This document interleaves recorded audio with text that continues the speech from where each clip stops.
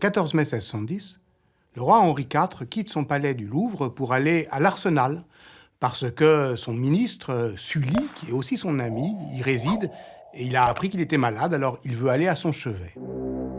En milieu d'après-midi, le carrosse royal se fraye un chemin dans les rues de Paris, non loin du quartier des Halles, cœur battant de la capitale du royaume.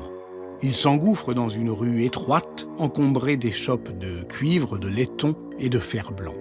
C'est la rue de la Ferronnerie.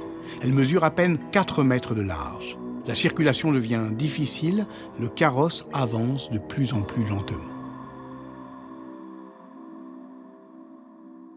Au moment où le convoi ralentit, quelqu'un se hisse de toute sa hauteur. Il est très grand, on le voit à ce moment-là. Il se précipite vers le carrosse. À ce moment-là, le carrosse est ouvert, les cuirs sont baissés. Il se hisse sur la grande roue du carrosse et il frappe le roi.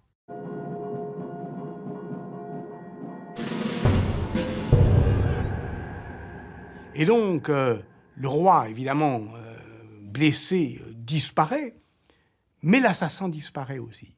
Immédiatement, on l'extrait, on l'exfiltre. On va le mettre dans un hôtel, l'hôtel de Retz, et puis ensuite à la conciergerie, et on l'interroge. Et on l'interroge longuement.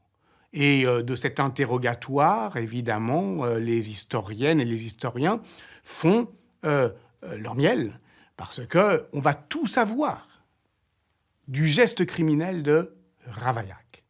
Car le nom, immédiatement, est connu, Ravaillac, et pas seulement son nom. On connaîtra vite l'histoire du meurtrier. C'est celle d'un petit clerc âgé d'une trentaine d'années, chassé du collège des Feuillants par les jésuites, vivant misérablement en donnant le catéchisme aux enfants. Et on apprendra aussi ses visions, ses hallucinations religieuses et ses tourments. Les historiens pourraient reconstituer heure par heure le récit de ses revirements. Depuis le moment où il quitte sa ville d'Angoulême, vole un couteau dans une auberge, confie son désir régicide à un prêtre, y renonce, émousse son couteau, le répare, hésite jusqu'au dernier moment, passe à l'acte enfin. Pour Ravaillac, Henri IV n'est pas ce roi bienveillant dont les images ont bercé notre enfance. Le bon roi Henri, le chef au panache blanc, le souverain de la poule au pot. Non. Pour Ravaillac, Henri IV est ce roi qui a changé 6 fois de religion. C'est un traître à sa foi, un protestant caché, un faux catholique.